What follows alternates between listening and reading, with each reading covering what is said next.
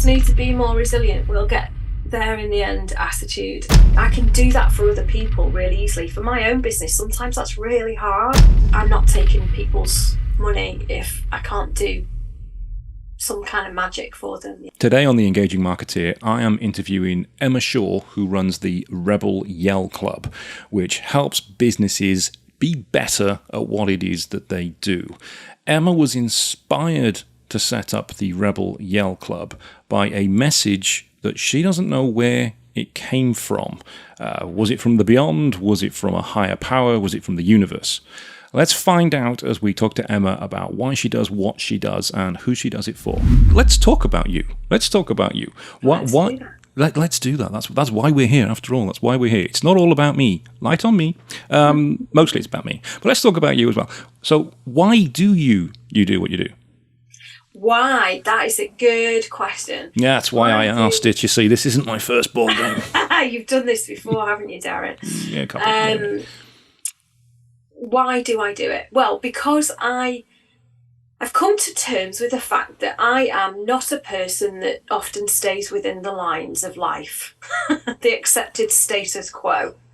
And I've also come to terms with the fact that the world is starting to feel similar in lots of different capacities. So I think there's a lot of people out there who want to break out the rules and restrictions, are fed up of being hemmed in, stifled, squashed by the usual rules and expectations that we've either created ourselves or that other people impose on us. And I think that businesses are very much starting to feel that way as well. And there are some amazing small businesses, particularly out there, who lead the way in terms of how to be different, unique, and harness something really special about them. And I want to help them keep that and to help individuals be who they authentically are as well. You've said that before, I think. I've said versions of it before, yeah. I love that. That's quite a good version of it, though, actually. I might have to make notes on that one. I love that colouring outside the lines. Yeah. So I take it you look probably to work with people who are similar to you, who also colour outside the lines. In some ways, yeah. I think what's quite interesting about what I do, so if we talk about, for example, Rebel Yell Club, which is the consumer side of what I do, and the usual thing about what's your client avatar, all of that kind of stuff, naturally what I find is that the people who are attracted to what I do are very, very diverse in all the ways possible. So actually it's quite hard for me to design a client avatar. There is a certain attitude about it, but a lot of the people I work with are not like me at all, which is brilliant for me because it's endlessly fascinating. And I think, when I work with small businesses as well, there is a commonality around their ethics, their principles, their values, the way they see the world, how conscious they are about how they treat their people and lead their people. But actually there is huge amounts of capacity for diversity within that, which I just absolutely love. That's getting quite deep there. That's far deeper than I usually. Surface quick. It's far deeper than I usually go. So, what sort of problems do people and businesses have when they come to you?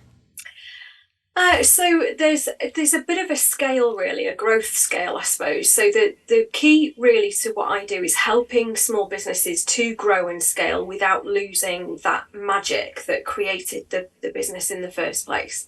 So there's that first stage where you've got small business owner, founded a business with a great idea or a need to be free and break free from whatever their employment was usually, and has built a really beautiful business with some great clients and realizes that they're maxed out, they've got no balance anymore, they need to take people on in order to grow. And that is a problem in itself. That's a massive hurdle from a practical perspective, from a mindset perspective, and a time challenge and all of those things. So you've then got the people who after that have taken on people in some form or other, but have now got all the pain that comes with dealing with other humans that might be employees or associates or whatever they may be, or subcontractors. And I've also now got to create some sort of structure and rigor in their business that they've never had to do before because they've sort of winged it, really. So there's all of that kind of stuff that they need to deal with, and there's a myriad of different issues that come with that. And one of the most tricky things is actually cash flow, because that's a really unstable part of stage to be at.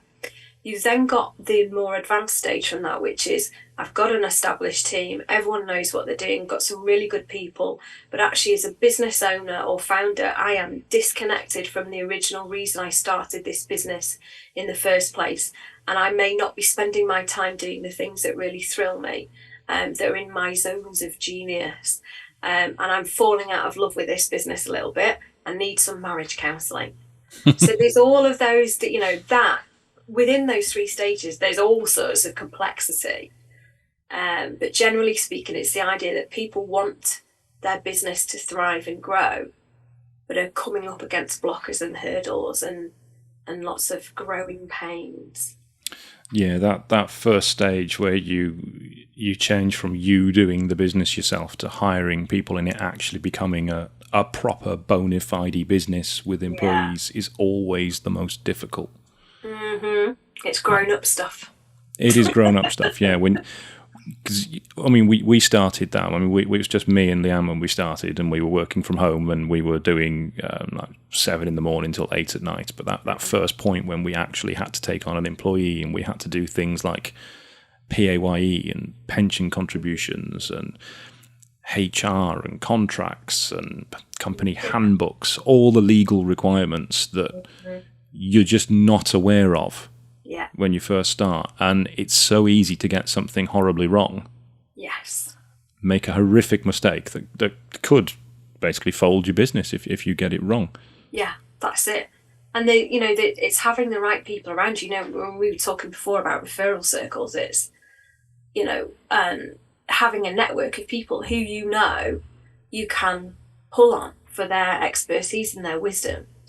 And it's that networking bit's so important, because you can't necessarily employ a HR manager and a learning and development person and an employee engagement person and a payroll manager and a all of those things. So you need to have people that you can fall back on, Yeah, that's a fantastic point, actually. Most people, when they go to a networking meeting like a BNI, for example, I mention it again because I was there this morning and you were at one this morning, they go there because they want to get referrals into their business. They want to get more leads, more sales, more customers, more clients. Yeah. But the flip side of it is you're also there meeting people on a regular basis who can help you in your business. When we first started, we used a outsourced HR company that we basically, I think, probably found them online. I won't say who they are, and they were all right. They were fine, but they're very expensive, and they tied you into a very big contract, and they weren't that responsive, or I want to say they weren't as good as we needed them to be when we needed them. Whereas if we were where we are now, we obviously network with people who do that. I know 2 or 3 HR experts off the top of my head who I could just ask if I had a problem, and they would be able to advise me and help me. And we've got one company that we use that we met through a networking group, that we've known them for a very long time, and we know how they operate, and we use them as an outsourced HR. When you first, and you're being attacked by a fly, when we first started, we didn't have that. You don't have that network. That's it. It's about surrounding yourself with the people who can best help you in your business and your journey when you make it. Totally. I think of it as, you've got to line your ducks up in a row before you need them. So I'm always looking for people where I think, well, actually, when my business gets to that stage, I might need that. Or if I have a challenge with that at some point, I'm going to want to know that they're still in my, on my radar. So I think that's really valuable as a small business. So when you work with a particular client, what sort of business are you looking for that you can help? So really it's not niche down to an industry or sector or anything like that. It really is about what stage they're at. I'd have in the past done a lot of work with corporates and still do a little bit here and there, but the bigger companies are not massively where my best work is done, because the poisons often set in already. There's a certain level of toxicity. It's quite hard to undo unless there's really deep commitment on everybody's part. So it's more about an ethos. It's more about a willingness to really start to ask yourself as a leader, as a business, what are the challenging questions I need to explore here to either change what's going on or keep the good stuff that's happening, or all of those things. There are certain businesses or certain kinds of attitudes that I wouldn't work with, because I'm not taking people's money if I can't do some kind of magic for them, It's just not how I work. And I want to work with business owners who do their business ethically with a certain set of principles and that level of consciousness. That's what's most important to me. Yeah, I completely agree with that. I mean, it's good that you've identified that, because some people don't. They can be quite desperate for clients and they'll work with anybody because they all have a fear of not getting the next client. And we've had that before. We've taken on clients we really shouldn't have. Yeah. And there was one not so long ago where there was a big red flag right in the first meeting I had with him, where he mentioned how in the office, his staff know that he throws about things that are casually racist, and they're okay with that. They accept it because that's the generation he's from. And right then I should have thought, no, I don't think you're right for me. But they were a big company. So we kind of went, oh, well, it's a red flag, but let's see where it goes. And then we had one of our other clients, we had his daughter here doing graduate work experience for a month. And then this guy phoned up and she answered the phone and didn't immediately know who he was, because she was basically on work experience. She was like 19, 20 years old. And he really gave her a mouthful because she didn't know who he was. He thought, right, that's it. No, gone. Not having that at all. That's one of our favourite clients' daughter. You've just done that to for a start. Right. Any of our team, you do that to. Feel, protective about the people you work with. There should be real partnership. But there's a lot in there for me about boundaries, which is a thing that I end up talking about with people a lot, whether it's consumer stuff or business related stuff. That having boundaries is one of the things that we do probably least effectively when we just go about our day-to-day life. And that it's been really important for me from the start with this Rebel Inspire business that I practice what I preach, and drawing the line of who I will and won't deal with is definitely one of those principles, because we can so easily, if we just cross those boundaries a little bit, or we haven't established them in the first place, then we keep saying yes to the wrong things. And as a result of saying yes to the wrong things, you end up saying no to the right things. And one of the most important things about setting boundaries is that you have to draw those lines in your mind first, because otherwise it's very, very difficult to be assertive about them with other people or other clients or whatever the situation might be. And how have you identified, if you have yet, have you identified people who you don't want to work with? Yeah. Often it is the little red flags, like the likes of you, which you've just mentioned. Sometimes it's just a real closed attitude to, well, I know what I should do, but I'm probably not going to do it anyway. Or quite a defeatist attitude maybe. There are also probably some companies out there who perhaps do whatever their business activity might compromise my value set. There aren't many out there probably, but I would say that if it's things like immoral activities, for example, I'm not by any means kind closed off to some of the more rebellious stuff out there, shall we say.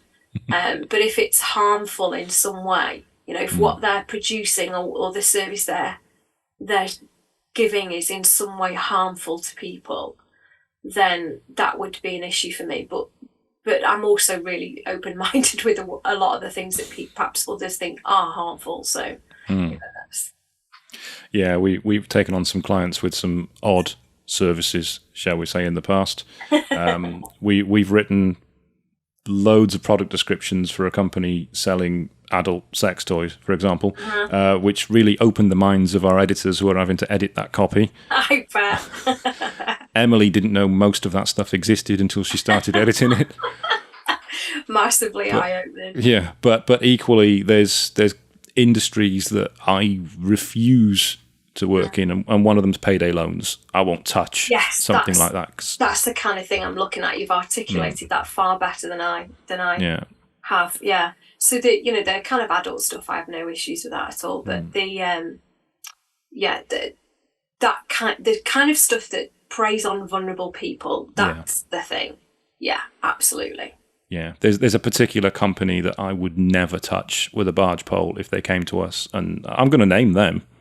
That's Bright House. I would not touch them if they paid me £1 million to do it. Because their whole business model, I think, is basically preying on people who don't know better. So shocking. It's awful. It's like, hey, do you want to buy a £400 TV, but you want to pay £1,200 for it? For 250 years. Yeah.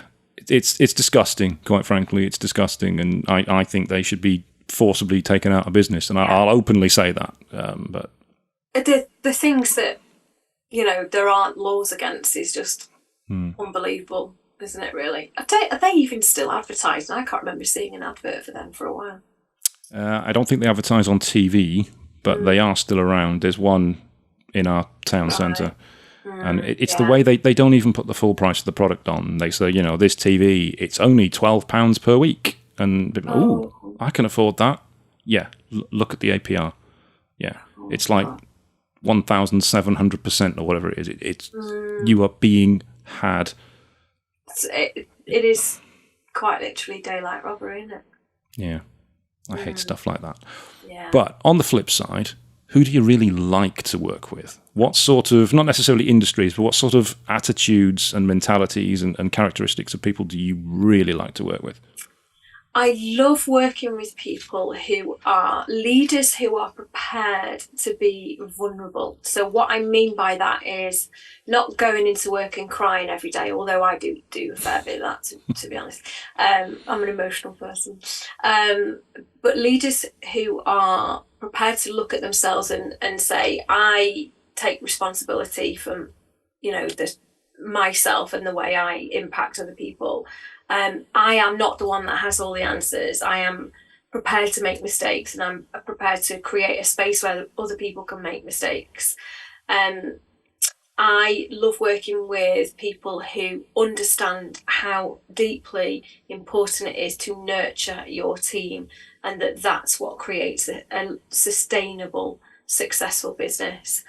I end up working with quite a lot of spiritual people as well, of all sorts of nature. Ones who are really desperate to get some balance, and because they want to spend more time with their family and they realise how important that is, but they're just, struggling to figure that out. Unusual, quirky folk.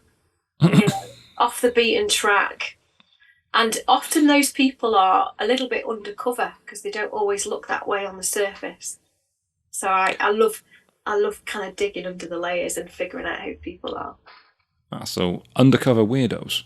Yes, totally. Yeah. So they might be normal in public, but behind closed doors, they have to turn the light switch off 9 times.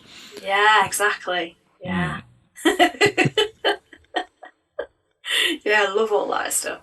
I think I probably know a few of those, to be honest with you. I think I probably know a few of those. Pass them my way. I will introduce them. So, where did the name Rebel Yell Club come from?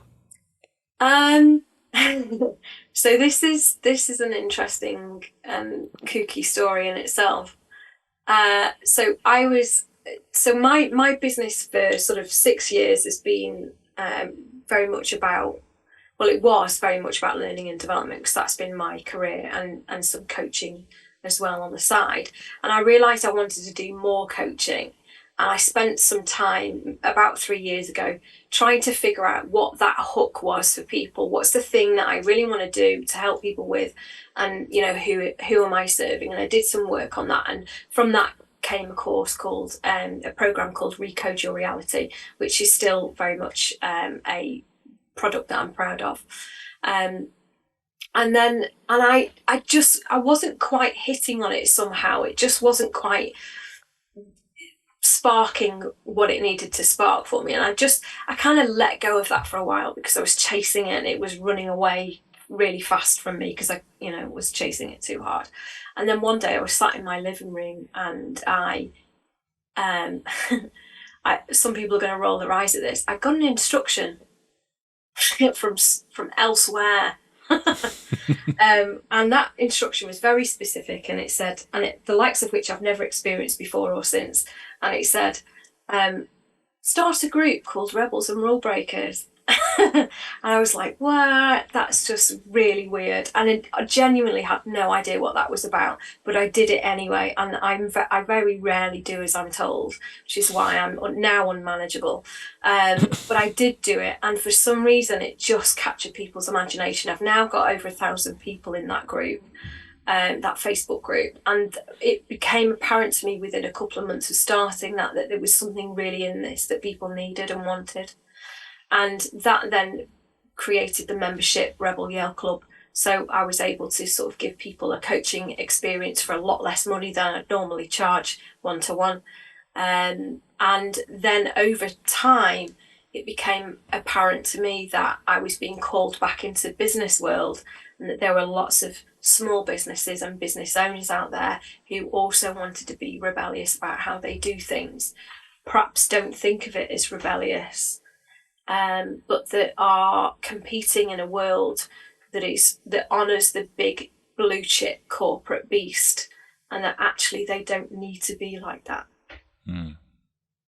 I have to delve further into that. Please do. Where do you think that instruction came from? Good question. So I am a spiritual person. I don't follow a faith of any kind, but I am fascinated by all faiths. I have, over my years on the planet, discovered that I am a highly sensitive person, particularly from an empathic perspective. And I think at the time when that happened, I was allowing myself to just let that stuff come in, and I was starting to connect in a lot more. So I don't necessarily have a particular name for it. Some people call it the universe, some people call it God, people call it, our collective consciousness, and anything, any of those titles are fine for me. But there's some kind of knowing that I've definitely become more aware of and more confident about as I've gone through time, and it massively helps me when I'm coaching people. So there are often things I know about people and I don't know how I know them, or there are questions that I'm compelled to ask them and I have no clue why, and when they come out, to me they sound crazy, and to the other person there's the sort of, wow, how did you know to ask that question type response. And usually my answer is, I don't know, but let's see what happens. And it goes exactly where it needs to go. Obviously you can't breach any confidentiality. Have you got an example of the kind of strange question you were compelled to ask and how the answer affected? Let me think of one. Racking my brains now because there's all sorts of stuff.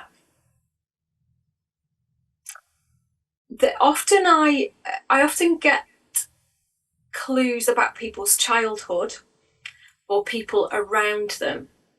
So there might be, for example, things like, does your son do this, or this, that, or the other. There might be, it might be a question about how they behave or how they interact in the world. And it'll always be a, how did you know that kind of response? Or they'll tell me something about themselves and I will just know that they were an only child, or they had a sibling that was older than them, or that they had an environment that created some sort of belief system for them that they've not spotted yet. And we won't even necessarily be talking about their childhood or their past or their personal history, but there'll be just a clue in what they say that makes me think, okay, there's a question coming into my head now that I need to ask them. So somebody said to me the other day, or connected me with someone the other day, and I think it might have been actually that was the connection potentially, where they said, I'd be warned, Emma has a habit of getting to your deepest, darkest secrets in a matter of minutes. Yes, that does ring. That's familiar. Yeah. Yes, it was me. And somebody introduced me to you with that. Yeah. Yeah. So being connected like that is, that's kind of cool for me, because, it shows that I'm doing good work, but I know it can also freak people out. So I have to be very, very gentle with how I do it. And I have to almost seek unconscious permission to do it. Sometimes, direct permission to go there with people, particularly if we've not entered into a consensual coaching conversation. So yeah, I do have to be quite careful. And sometimes I know there's things I have to hold back for another time because they're not ready to hear stuff yet, or they're not ready to break that seal yet. Is this a sort of a skill that you've developed that is used in other forms of your life as well?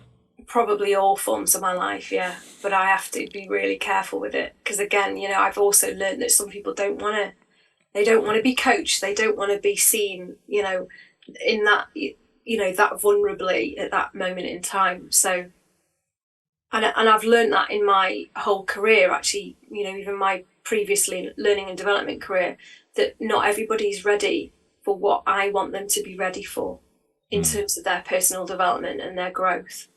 And I can't force them along that path quicker than they're ready to go, because that pushes them completely in the wrong direction. So it's very much that people need to be ready to accept it. They need to be ready to make changes in their life or their business. It's no good if somebody is just coming in all resistant and won't accept it. Yeah. And I have to be very intuitive about the layers that I give to them, and the amount of time it takes for them to be ready to, peel those layers off, really. So why did you start along this path? The rebel bit or the coaching bit? Or the whole starting with the coaching bit. I mean, what prompted you to go down this route to basically look at people and go, I want to make things better for you? I think it was a long time coming. I think it's probably been my whole life. I remember being at school and observing the people around me and thinking, why do you behave that way? And why do you act differently than I do?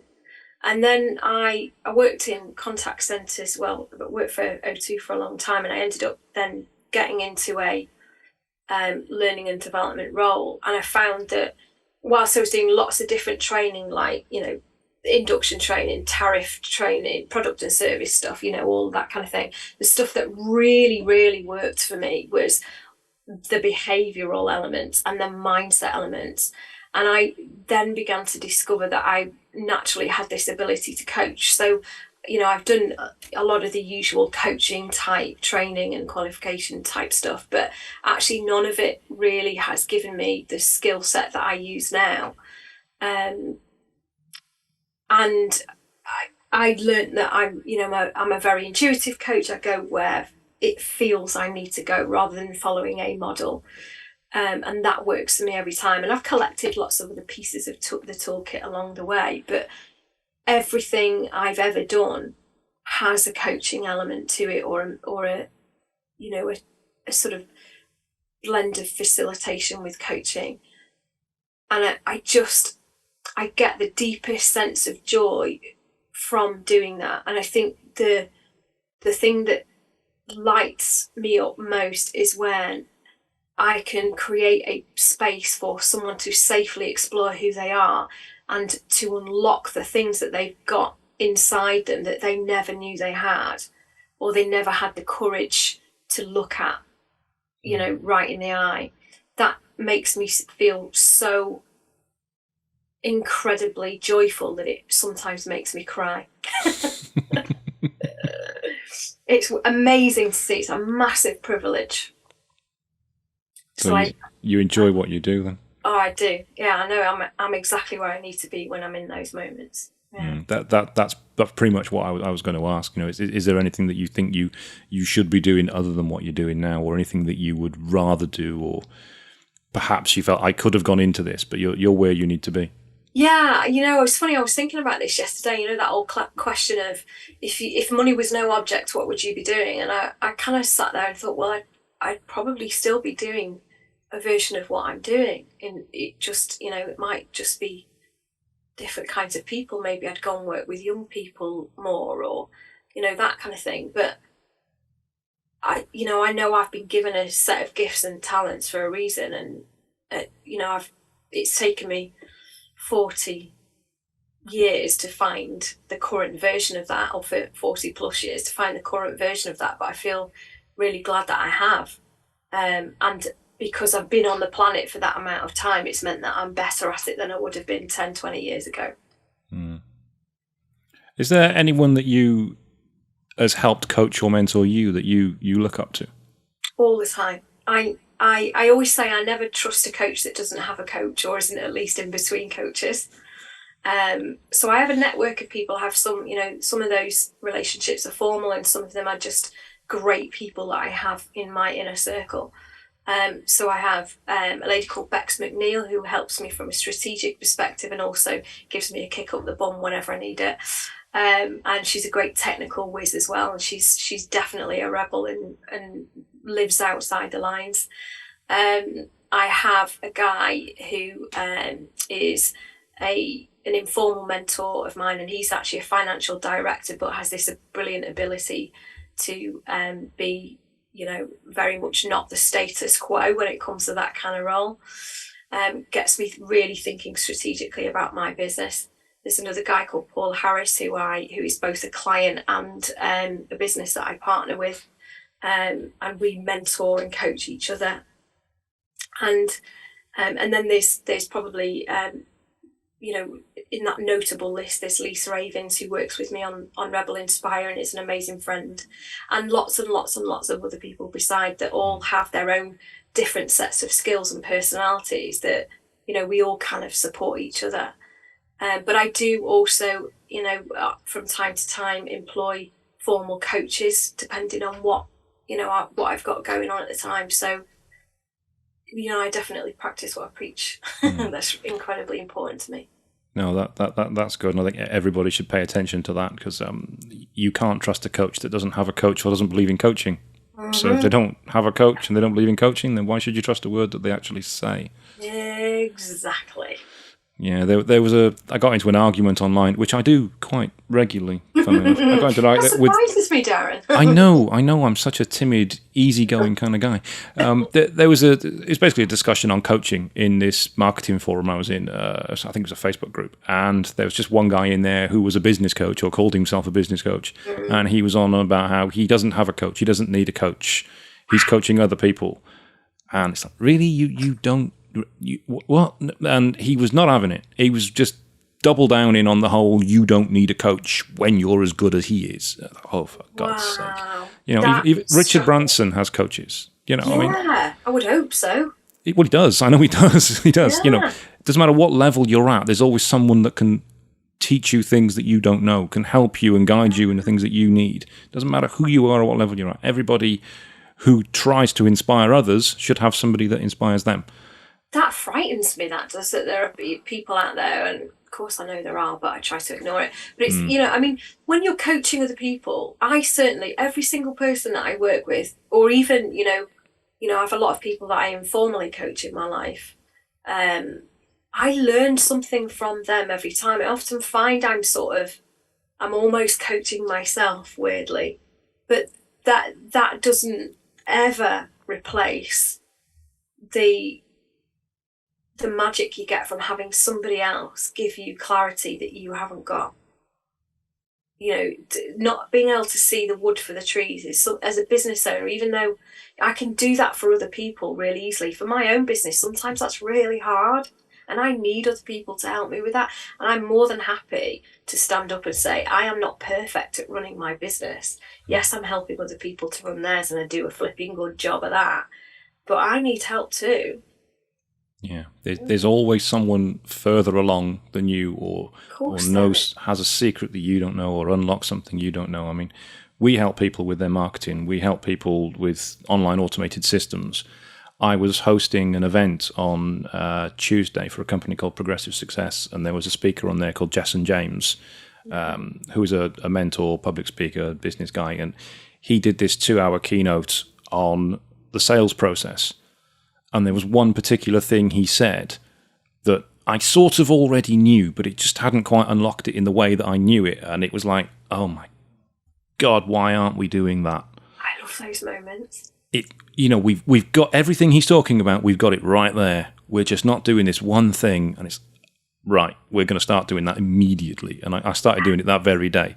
It was just bang in your face, penny dropped. Mm-hmm. Obviously, Jason. Obviously, thank you for that one. I'm having it. Love it. So you need, don't know who you are. You need it. You need it. Exactly. I mean, otherwise you're just plodding along doing the same thing you always do, getting the same results you always got, and nothing's changing. And then you're trying to tell other people this is how it should be doing, and they're not growing because they're just basically going to make the same mistakes you make. Yeah, exactly. Yeah. And I'm being distracted because the dog's back. The dog's back. The dog's back. Wave to everybody. Yeah, there's no wave. No, it's just wondering where the biscuits are. So you mentioned Status Quo, not obviously the band. Status Quo, as in the Latin status quo. Indeed. So, what is the future for you? What are you looking to go towards, and you're looking to change? So, I think that one of the big parts of my why, really, particularly with the Rebel Inspire SME stuff. And I was asked this, actually, funnily enough, by a coach and also a very, very deeply intuitive coach that I employ on a regular basis. She said to me, why are you doing this Rebel Inspire thing? What is the big why? And I kind of sat there and this stuff came out that I really didn't expect.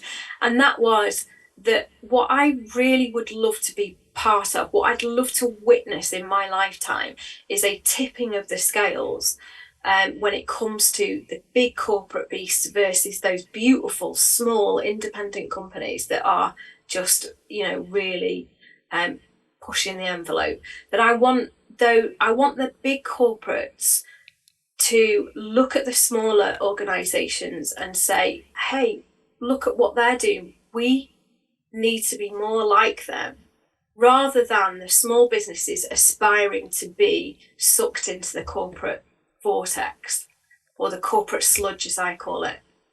I would love those tables to turn for those beautiful small businesses to be the aspiration.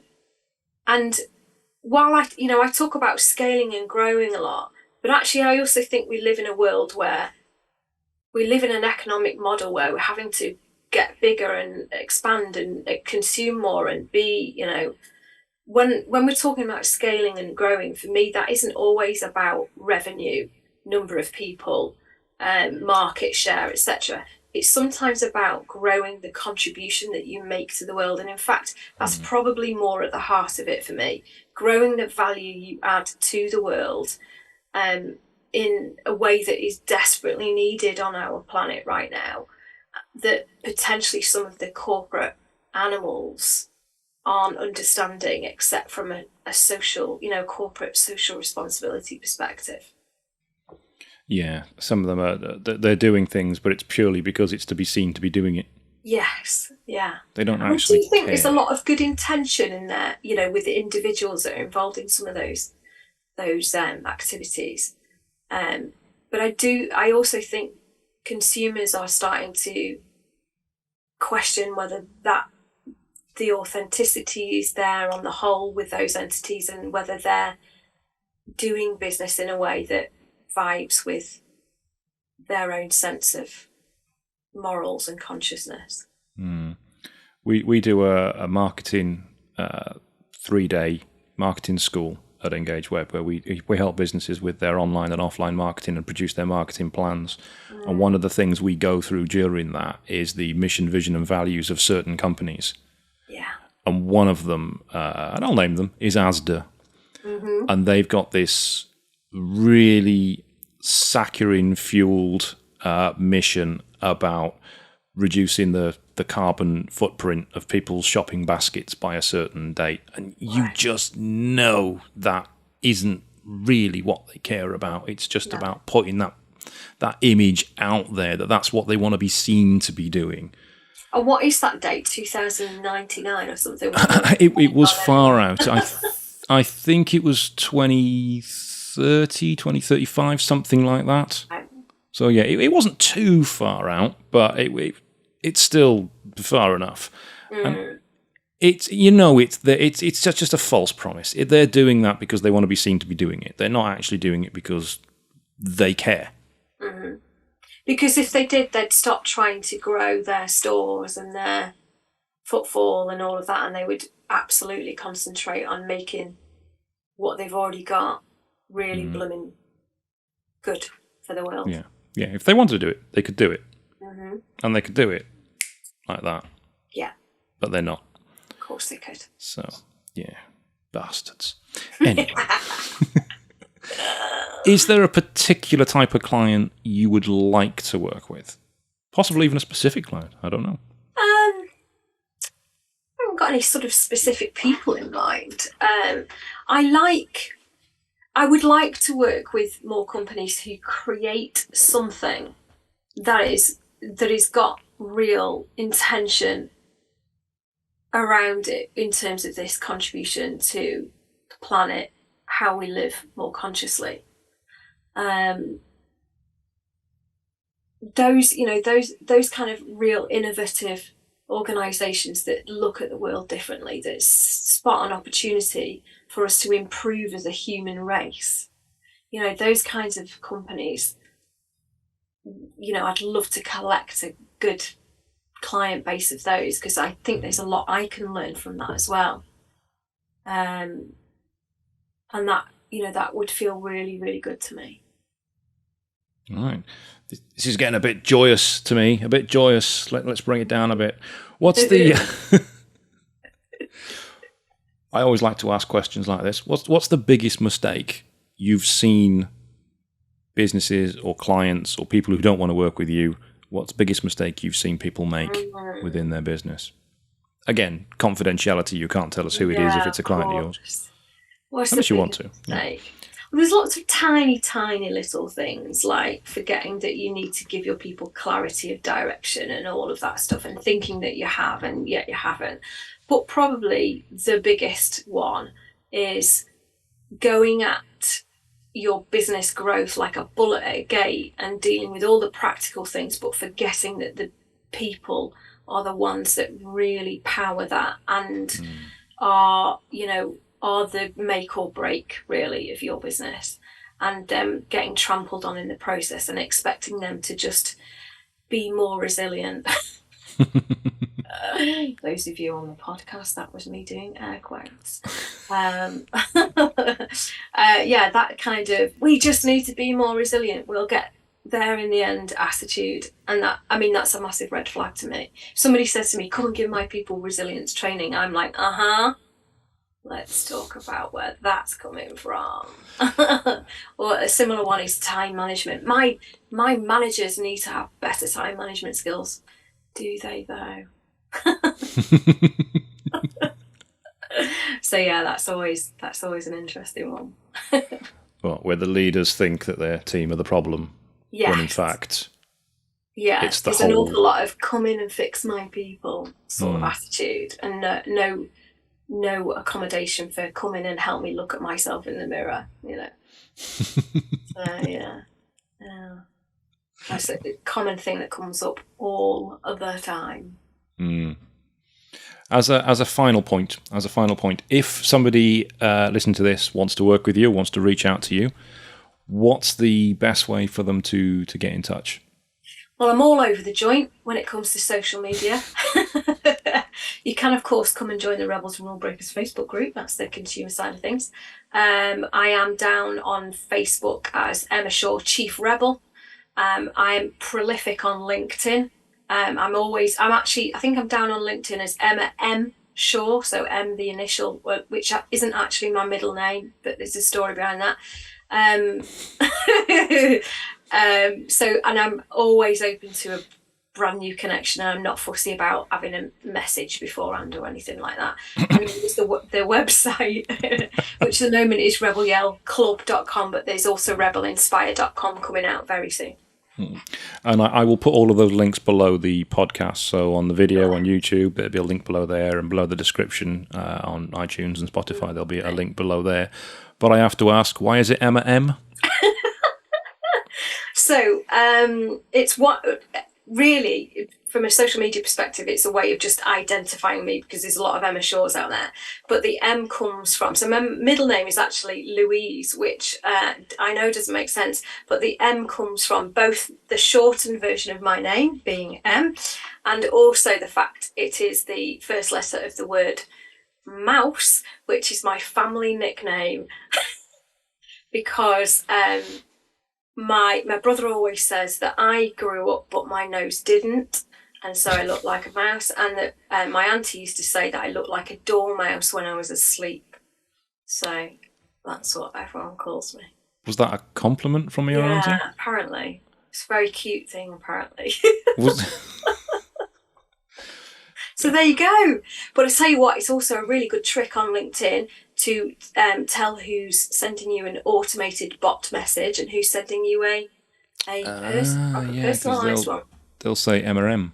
Exactly. Yeah, I learned that from my friend Stephen Whitted. Go look him up as well, because That's a great trick to end on. Great tip to end on. Thank you very much, MRM, for joining me on the podcast today. Absolutely loved it. Love speaking to you, and love seeing the dog in the background. Yeah, indeed. It's been great fun. Thank you, Darren.